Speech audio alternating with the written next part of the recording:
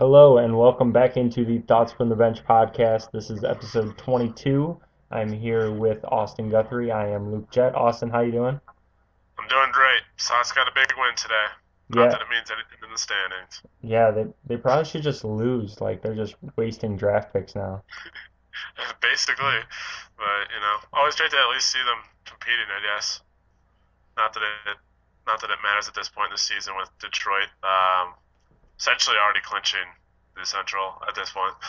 Yeah, the Um, the Cubs are in a marathon with the Rockies right now. It's like it took an hour to play or like an inning. So, but regardless, we reached out to you on Twitter and Facebook, and you guys responded, which is fantastic. You can follow us on Twitter at Shy Bench Thought and like us on Facebook at Thoughts from the Bench. And we got some questions back, and that's going to be the center basis of this podcast. And our first question is from at Jesse Lass Films on Twitter, and he asked about is it a good thing for Derrick Rose playing for Team USA? Austin, you want to open this up? yeah. A lot of scrutiny with Derrick Rose. However, I really love this decision, and I think that this was the right thing by him to go ahead and perform. And I honestly couldn't care any less about how he does, but the fact that he did it and it showed that like when he first originally came out, I think that he said something along the lines that he doesn't want to risk it, and I think that that was drawn back that he's going to be afraid, he's going to be timid, and I think the fact that he's playing really first of all it speaks like a lot to him. Second of all, it's going to be a great experience, and he can get his name out there more and more marketing. And I overall I love the decision. So Yeah, I do too. Um, it is fantastic to see him back on the floor. I mean, those vines that were coming through, I think yesterday, his first day, and he was making slashes and just it was incredible. And just it was fun to see Derrick Rose back on the floor again and doing work. But as I tweeted out, I wanna like Derrick Rose so much, but I can't until he plays more than 50 games. So we're still at that point.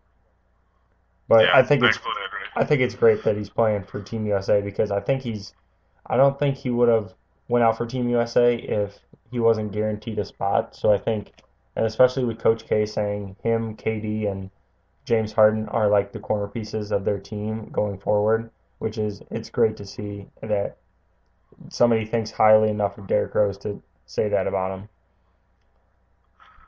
Completely agree.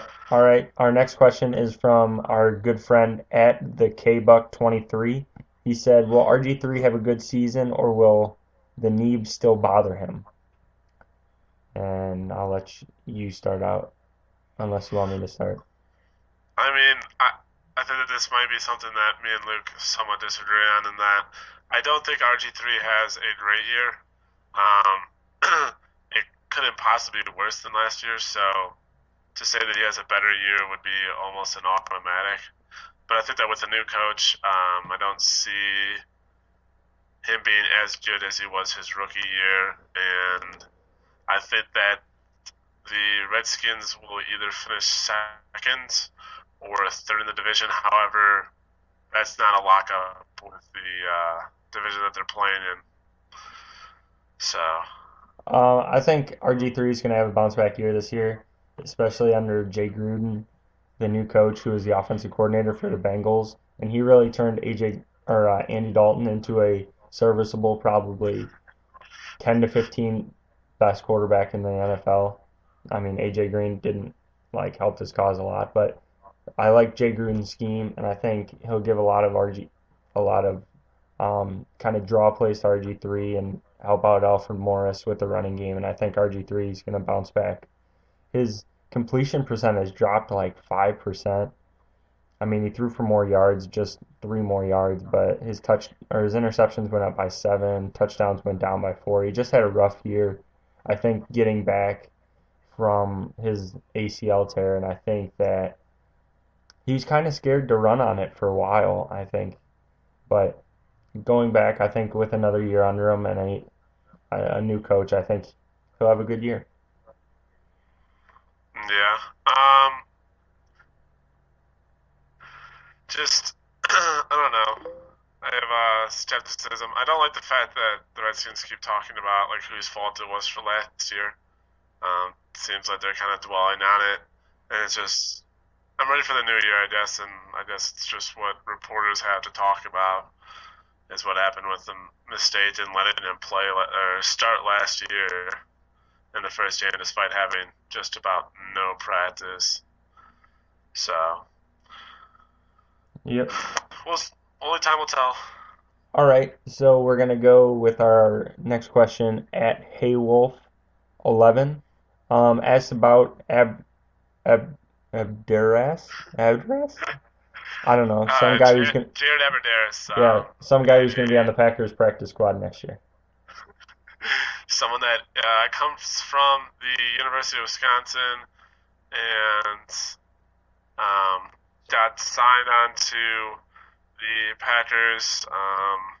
Highly unlikely he continues playing with. Obviously, they have Nelson, Cobb, they have Boykin, who's very good. Then you got Kevin Dorsey, Harper, and then they also drafted um, Devontae Adams, who's a very good James Jones-like wide receiver. So unlikely that he stays on the team. There's still always a chance. The Packers love to um, make stories like that, I guess, of players that you wouldn't expect to perform the way that they do, but highly unlikely. So, All right, and Haywolf has another question about David Price and John Lester. I'll take this one from Austin. Uh, First of all, we'll start with Lester. He's a left-hander from the Red Sox, and he got scratched from his start tomorrow. Probably going to be dealt either late tonight or tomorrow sometime, as the deadline is on Thursday at 3 p.m. Eastern time, I believe. Teams involved. The Pirates are probably the favorites right now. They have some good young prospects. They have one of the top systems in baseball, and I think that the Pirates are probably where he'll end up. Where he'll end up. I mean, the Cardinals, um, the Dodgers are interested. Several teams have called in on him. I don't think that the Brewers are. I don't think that the Brewers could get a package worth bringing Lester back. But I think he ends up with the Pirates. And David Price has been.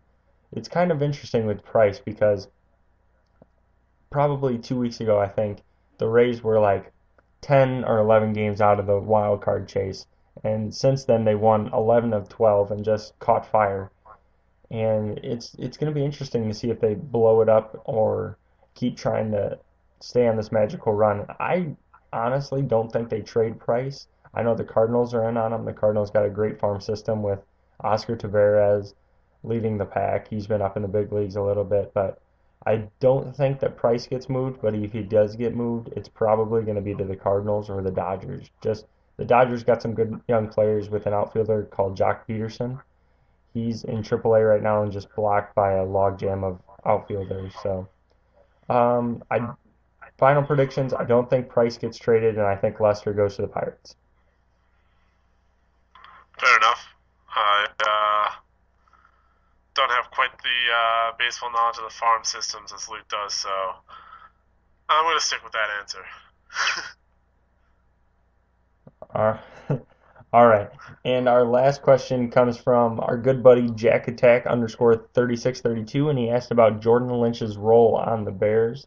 I'm going to take this one again.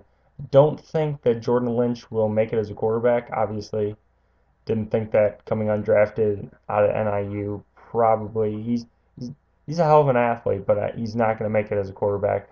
Possibly as a fullback, maybe. I've heard fullback. I've heard safety, actually. Safety, running back, kind of. Don't really see him getting any significant playing time. Maybe a practice squad player. I don't see him making the 53-man roster coming out of training camp. I mean, we all want to root for him. Obviously, coming from NAU is very close to at least where I'm at. I'm not sure about where Luke is, so it's very easy to root for a guy like that and to want him to see succeed. But I have to agree. I think that I don't think that he makes it into the fullback position, which I think they're trying to get him into, and I think that'll probably end up on the practice squad. Yep, I agree. So, And now we're going to jump into one of the most debated, controversial topics in Chicago sports, and that is the quarterback of your Chicago Bears, Jay Cutler. Now, I have feelings about Cutler. Austin has feelings about Jay Cutler, and it's kind of just going to be Cutler love fest slash roast slash optimistic everything. So, Austin, you want to lead off? all right. So, for the users that don't know, Luke is obviously a Bears fan, and I'm the outcast up from the Packers. So, I feel like I have a different take on Cutler, and I'm not like the majority of other Packers fans that love to hate on Cutler. I think that Cutler is a phenomenal quarterback. I think I wouldn't I couldn't see him ranked outside of the top 7 best quarterbacks in the game right now. He has a lot of help in the form of probably the best duo in football in Alshon Jeffrey and Brandon Marshall. But I think that Jay Cutler's really proved himself. Um, Maybe a tad overpaid. However, I don't think that you can honestly just count him out as a quarterback, and I think that um, he I would give him the edge over Stafford as the second best quarterback in the NFC North. And I think that the one thing that I know me and Luke have talked about is that just his inability to, I guess, not even inability, but just the fact that he missed out on the NFC North or the NFC Championship game back in 2011, Yep. and when they played the Packers, and I know that's probably what Luke is going to harp on, but overall, I think that he's not given enough love from Green Bay, and I think being around in Chicago that he might be given too much love by Bears fans. Okay. I'm going to talk about what you said there. I think he gets a lot of hate from Bears fans because I think a lot of people see him as this whiny, quitting quarterback that nobody likes, that he's cocky, that he doesn't like anybody on his team and stuff. And I think that's a bad rap that Jay has. I mean, I think he's matured since his time in Chicago. Um, I think a lot of people like Josh McCown and thought we should have kept Josh McCown, which is hilarious because McCown's 33 and Cutler's, 29 and a franchise quarterback, but that's fine. Um, yeah, I think that I love Jay. I'm a huge Jay supporter, and I think Jay could be absolutely phenomenal in this Trustman offense. And he already posted the highest passer rating of his career last year. Or, yeah, passer rating. It was either passer rating and QB rating. But and every year in the Trustman offense, every quarterback has gone up in passer rating. So, I mean, it's just going to go up from here, and the weapons he has on offense is just ridiculous. The Bears might have the best offense in the NFL. I mean, you got Forte out of the backfield, Marshall and Jeffrey on the ends, and then Bennett over the middle. I mean, that's just ridiculous. But I think the one knock on Jay that I have is he has to stay healthy. He has not played a full season that I don't think he's played a full season with the Bears. He's just gotten dinged up, just little injuries that, like, he had the knee in the NFC Championship game, which was awful. It's one of my worst memories as a sports fan.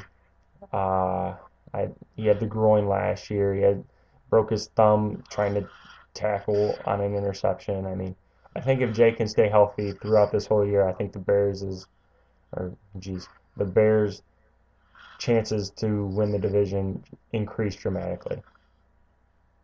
I agree with that. I mean,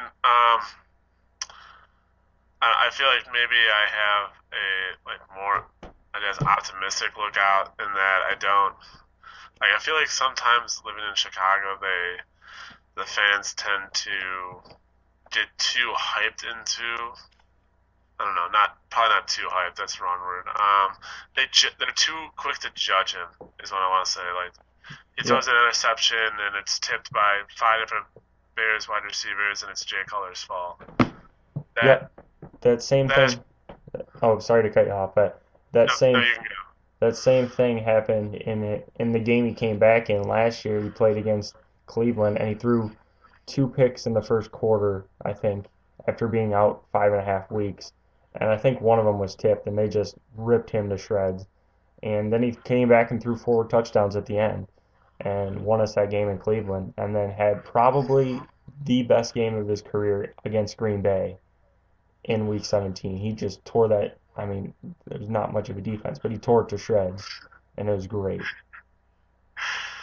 Yeah, so I just too quick to judge.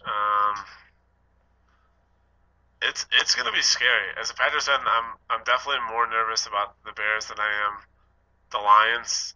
The Lions seem to always have a way of shooting themselves in the foot. So Hilariously. yeah, so I definitely like a supporter of Jay, and I do think that I agree that Chicago tends to have this negative persona of him because of the way that he acts in interviews, and he kind of seems like he's like snobby and he doesn't care about his team. He's all about he's a me player. But I'd have like my gut tells me is that if you're an NFL quarterback, there's some part of you that cares about the team. Like you get paid on that team performing well, so obviously he's doing to care. And it is a little bit scary to think about the fact that you said about Trustman and that players tend to do better. Like players do a lot better. They're second and third in like further years within the Trustman offense. So that is reason to be scared as well as the fact that the Bears shored up a little bit on defense, in which if they had any sort of defense last year, they would have beaten the Packers and probably have given the 49ers more of a run than the Packers did while I was freezing my butt off at that playoff game. So, Yep, I agree. I think the main thing is Jay's just got to stay healthy. If Jay can stay healthy, the Bears have the potential to go 13-3, maybe even higher than that. But if he doesn't, you're going to have to lean on Jimmy Clausen or Jordan Palmer as your backup, an inexperienced quarterback. It's going to be a mess like last year. I mean, the Bears finished 8-7 and or like 7-8 or 8-8 last year. It's just it's going to be is Jay's just got to stay healthy. That's my main point of this. I mean, I love Jay to death, but he's just got to stay healthy. agreed. Yeah. All right, so I think that is it for episode 22. 22s for this episode. I Can you thought you think of said any? I thought it was 21. No, that's 22. Oh man, you're putting me on the spot. We got Mark Pryor, Mark um, Fryer. Troy Brower from the 2010 Stanley Cup champs, Hawks. Trying to think of 22 from the Bears or Bulls. I don't think I could. Oh, Taj. I mean, Taj is 22, right? Yeah, Taj is. I Blanked on that one. I'd be fine with Taj.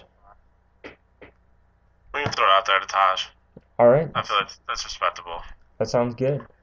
Okay, so we are going to be back, Austin and I, maybe another co-host, Shane or Ben, and we will be having an interview out that is going to probably be in your podcast library Friday. I think we're gonna interview Thursday night, so it's gonna be up Friday. So keep a lookout for that bonus episode, and Austin and I will be back next week. Make sure you follow us on Twitter at ShyBenchThought and like us on Facebook at Thoughts from the Bench, and subscribe to our podcast on iTunes and Stitcher, and like our page on YouTube and listen to our podcast. I think that's it. We'll be back next week. See you later.